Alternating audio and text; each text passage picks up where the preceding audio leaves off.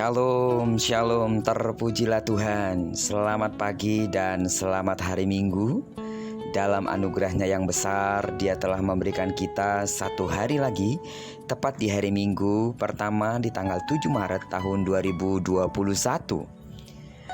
Kita bersyukur sebab Tuhan telah memberkati tidur nyenyak kita sepanjang malam ini.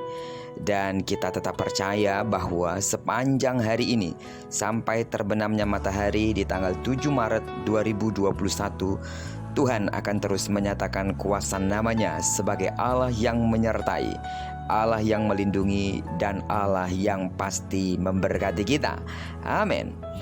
Saat ini sebelum kita lebih jauh melakukan seluruh aktivitas kita, beribadah dan mungkin melakukan pelayanan kita hari ini, mari kita sama-sama terlebih dahulu merenungkan firman Tuhan sebagai pedoman dan pelita hidup kita yang akan kita ambil tetap dari pembacaan Alkitab 50 hari bersama kitab Kejadian.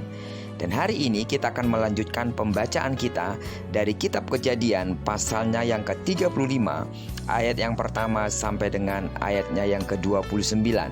Saya terus berharap bahwa seluruh sidang jemaat Tuhan, anak-anak Tuhan, dimanapun saudara berada, dapat membaca keseluruhan pasal ini sehingga saudara dapat lebih memahami apa yang saya akan jelaskan dalam perenungan kita hari ini. Dan sebagai perenungan kita, saya akan ambil dari ayat yang pertama sampai dengan ayatnya yang ketiga.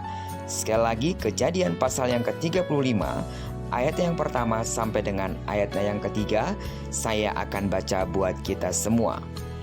Yakub di Betel untuk kedua kalinya. Allah berfirman kepada Yakub, "Bersiaplah, pergilah ke Betel, tinggallah di situ, dan buatlah di situ mezbah bagi Allah yang telah menampakkan diri kepadamu ketika engkau lari dari Esau kakakmu." Lalu berkatalah Yakub kepada seisi rumahnya dan kepada semua orang yang bersama-sama dengan dia, "Jauhkanlah dewa-dewa asing yang ada di tengah-tengah kamu, tahirkanlah dirimu dan tukarlah pakaianmu. Marilah kita bersiap dan pergi ke Betel. Aku akan membuat mezbah di situ bagi Allah yang telah menjawab aku pada masa kesesakanku dan yang telah menyertai aku di jalan yang kutempuh." Memimpin diri sendiri bukanlah hal yang mudah.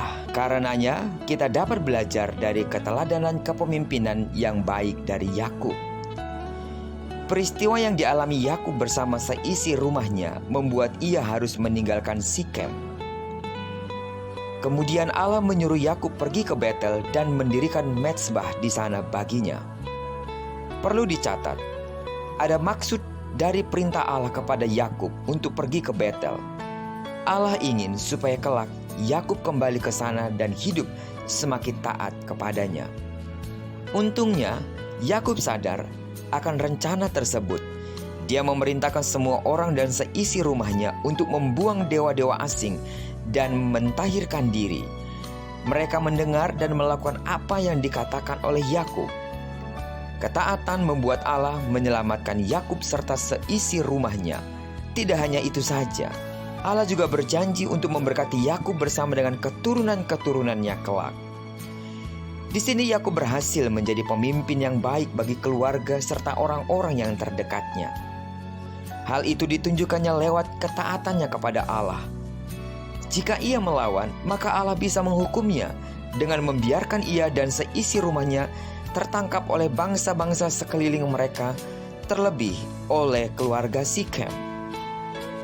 Saudara, dalam keseharian kita mungkin masih belum mampu menjadi Yakub masa kini.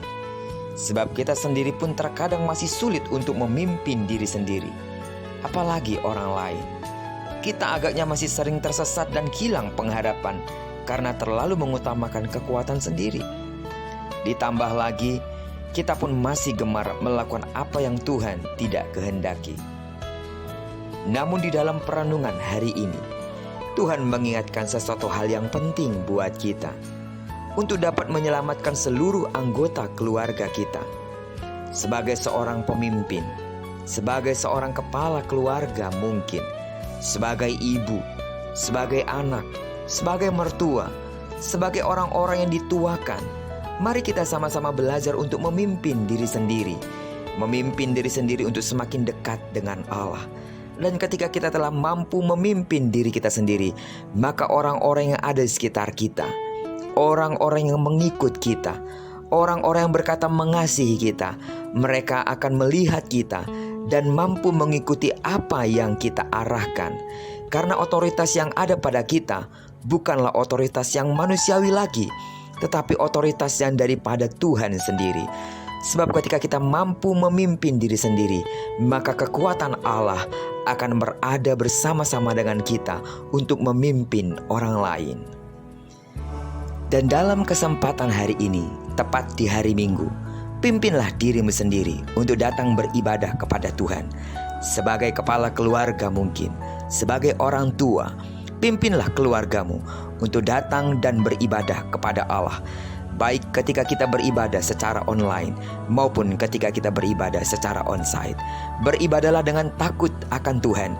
Ketika engkau memimpin dirimu sendiri, dimanapun engkau berada, maka engkau akan dapat mengatur sikap dan hatimu untuk beribadah kepada Allah. Jangan lari dari tanggung jawab kita sebagai seorang pemimpin, memimpin diri sendiri dan memimpin orang lain. Sebab dengan kita mampu memimpin diri sendiri, kita akan mampu memimpin orang lain. Sebab untuk itulah kita dipilih dan dikuduskan, untuk menjadi berkat bagi orang lain, untuk menjadi pemimpin bagi orang lain. Tuhan menghendaki kita terus untuk menjadi seorang pemimpin, membawa orang banyak dekat kepada Kristus.